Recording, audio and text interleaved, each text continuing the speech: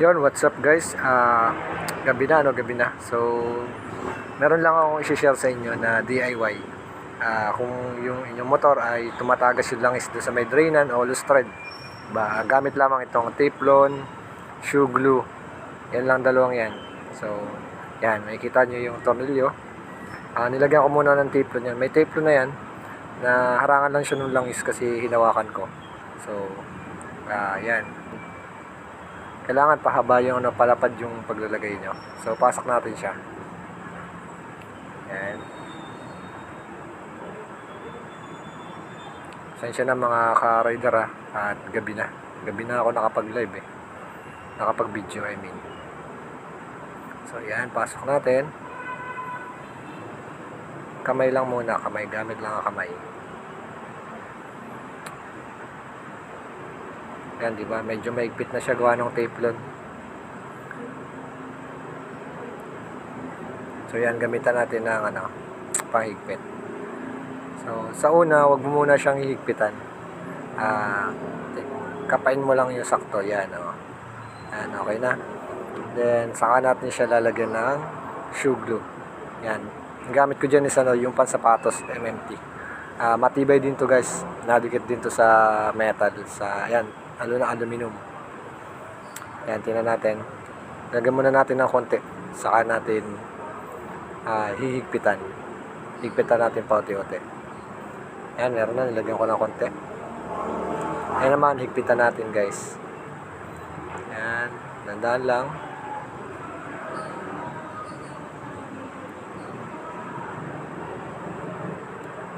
Ayan, sigurado to mawawala ang tagas ng inyong hindi mo na kailangan magpa-oversize kung hindi mo pa kaya o tinatamad ka pa o hindi mo alam kung paano magpa-oversize ng drain ng motor. So ito, para sa ito, DIY tips. Yan, lagyan ulit natin ng shoe glue. Ingat lang kayo sa paglalagay nito guys, talagang nadikit to sa kamay. Mabilis to dumikit So yung makikita nyo dyan yung kamay ko puro puro shoe glue na dikitan na. So yan. Next naman lagyan natin ng langis. By the way yung gamit ko dito is Castrol 10W40. Kasi maganda to sa kumbaga kahit taglamig medyo malagnawagad yung langis. So hindi kayo mahihirapan magpa-start. So yan, Castrol 10W40. Okay, buksan natin to.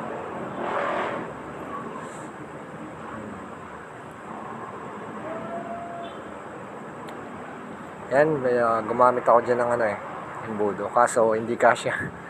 So hindi pala siya kasya. Wala na akong mahanap na iba.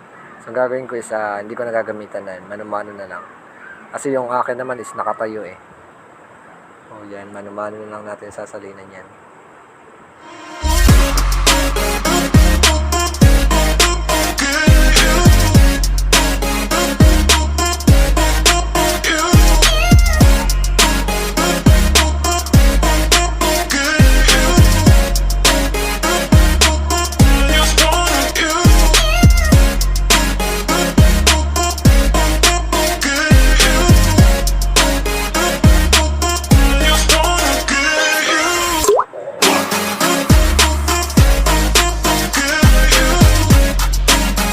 Check natin kung natulo.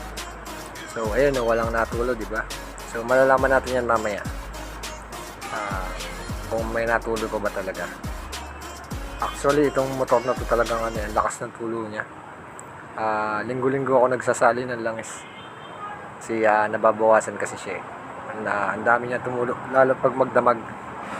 So yan, salinan lang natin.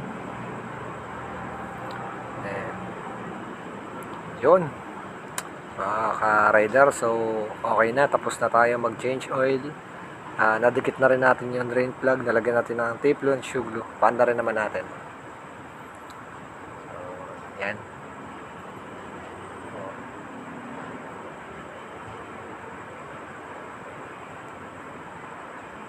So ayun, one click lang mga lodi.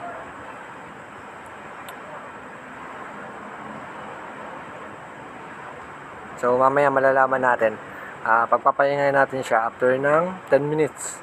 Titingnan natin kung may tutulo pa sa kanya. So, standby muna natin to dito sa yan sa walang malinis na sahig. So, check natin after 10 minutes kung may tutulo. Ibig sabihin, pag hindi tumulo, effective yung ating DIY. So, abangan nyo mga ka-riders.